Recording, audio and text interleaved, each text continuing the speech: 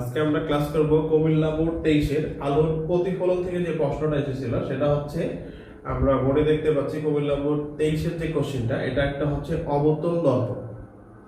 তো প্রথম প্রশ্নে কি বলছে বিম্বের দৈর্ঘ্য নির্ণয় করো। তো আমাদের এই অধ্যায় থেকে বিম্বের দৈর্ঘ্য নির্ণয় করার একটা সূত্র সেটা হচ্ছে m l ড্যাশ বাই হচ্ছে l।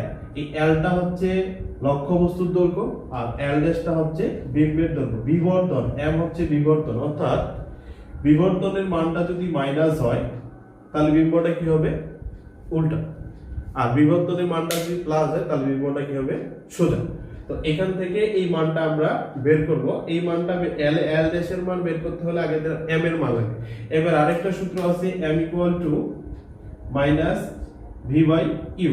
বিবর্তনের মানটা হচ্ছে বিম্বের দূরত্ব ভাগ হচ্ছে লক্ষ্যবস্তুর দৈর্ঘ্য। তাহলে আমাদের এই m বের করতে হলে আগে আমাদের যেহেতু ও থেকে সি এর মধ্যবর্তী দূরত্ব কত সেন্টিমিটার দেওয়া আছে 10 সেন্টিমিটার, লক্ষ্যবস্তুর দূরত্ব 10 সেন্টিমিটার। তাহলে এখান থেকে আমরা আগে বিম্বের দৈর্ঘ্য বের করি। বিম্বের দৈর্ঘ্য যে সমীকরণটা আছে তো আমরা জানি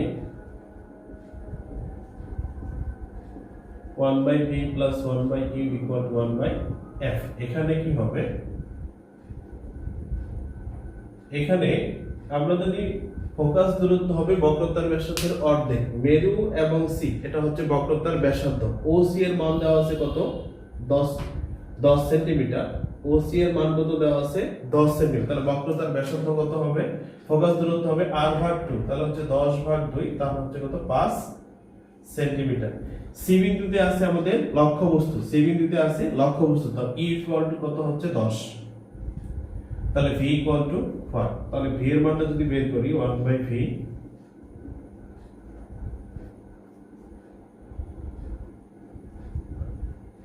মানে সমীকরণ কত হবে 10 2 - 1 1/10। এটা মান কত হলো 1/v। তাহলে v = কত হলো আমাদের 10 সেন্টিমিটার। এখানে যদি বক্রতার কেন্দ্রে লক্ষ্যবস্তু থাকে, আমরা এর আগেও জানি যে হচ্ছে যদি বক্রতার কেন্দ্রে লক্ষ্যবস্তু থাকে তাহলে বিম্বটা কেন্দ্রে গঠিত হবে এবং কি হবে উল্টা, লক্ষ্যবস্তুর সমান। কিন্তু এটুকু আমার জানা আছে যদি আমাদের লক্ষ্যবস্তু বক্রতার কেন্দ্রে অবস্থান করে তাহলে বিম্বটা কি হবে লক্ষ্যবস্তুর সমান এবং হচ্ছে উল্টা, যেটাকে বলে বাস্তব এবং হচ্ছে উল্টা। তাহলে ভি এর মানটা কত বের হলো আমাদের 10। তাহলে ভি এর মান থেকে আমরা এই মানটা যদি এখানে বসাই, এই যে দেখো বল উল্টা m - v/u, তাহলে v এর মান হচ্ছে কত 10 আর u এর মানটা হচ্ছে আগে থেকে দেওয়া আছে 10, তাহলে এটার মান কত হলো -1। অর্থাৎ বিম্বটা কত হবে, বিবর্তনের মানটা বের হবে আমাদের -1। অর্থাৎ এখান থেকে বলা যাবে বিম্বটা হচ্ছে কি উল্টা। যদি m এর মানটা ঋণাত্মক বের হয় তাহলে হবে উল্টা। তাহলে এখান থেকে এটাকে পরম মান দিলে মানটা হয় কত 1, m এর মানটা হয় কত 1। এখান থেকে আমরা m এর মানটা এই সমীকরণে বসাই দিলে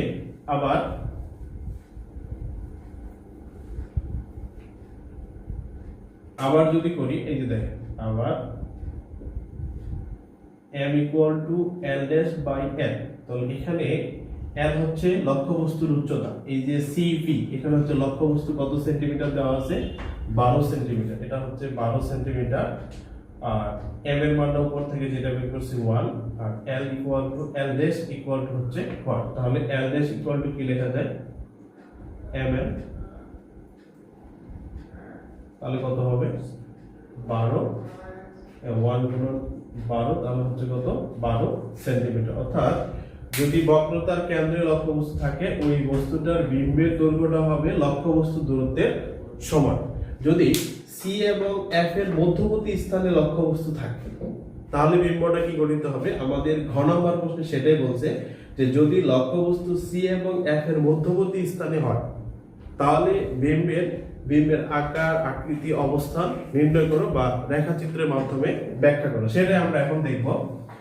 যে বস্তুটা ছিল এই বস্তুটা আমরা কোথায় নিব, ঘ নম্বর প্রশ্নে করতে গেলে ঘ, এটা একটা অবতল দর্পণ।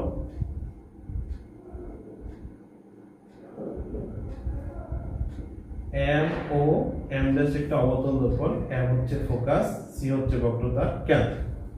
এবারে যদি সি এবং এফ এর মধ্যবর্তী স্থানে লক্ষ্যবস্তু অবস্থান করে, এটা একটা লক্ষ্যবস্তু, লক্ষ্যবস্তুটা হচ্ছে পি কিউ। তাহলে কি করতে হবে, তো আমরা যদি অবতল দর্পণের ক্ষেত্রে P পি বিন্দু হতে আলোক রশ্মি প্রধান অক্ষের সমান্তরালে কি হবে? আপতিত। আপতিত হইল। প্রতিফলনের পর কি হবে? প্রধান ফোকাস দিয়ে চলে যাবে। এই পথে আপতিত হয়, এই পথ দিয়ে চলে যাবে। কিউ বিন্দু থেকে অপর একটা রশ্মি বক্রতার কেন্দ্র বরাবর দর্পণে কি হবে? কিউ বিন্দু থেকে অপর একটা রশ্মি ফোকাস বরাবর কেন্দ্রে কি হবে? দর্পণে আপতিত হবে। প্রতিফলনের পর প্রধান অক্ষের সমান্তরালে চলে যাবে। এই প্রতিফলিত রেখাদ্বয় পরস্পর হচ্ছে কিউ ড্যাশ বিন্দুতে ছেদ করে। কিউ ড্যাশ বিন্দুতে কি করে? ছেদ করে। যদি কিউ ড্যাশ বিন্দুতে ছেদ করে, কিউ ড্যাশ হতে এটাকে বলা হচ্ছে প্রধান অক্ষ। ও পি ও এফ সি, এটা হচ্ছে প্রধান অক্ষ। প্রধান অক্ষের উপর একটা লম্ব টানা হলো, এটা হচ্ছে কি ড্যাশ? P dash. তাহলে পি ড্যাশ কিউ ড্যাশ হবে পি কিউ এর বাস্তব উল্টা হচ্ছে বিবর্ধিত বা বড়, বিবর্ধিত বা বড় প্রতিবিম্ব।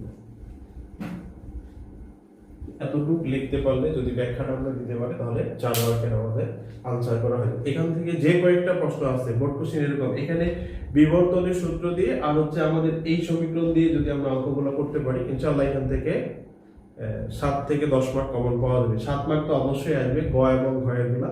ক গুলো অন্য অধ্যায়ের সঙ্গে রিলেটেড থাকে, তো গ এবং ঘ যেটা 3 মার্ক এবং 7 মার্ক, এগুলো কি হয়? এটার সঙ্গে যুক্ত হয়। তো আজকে এই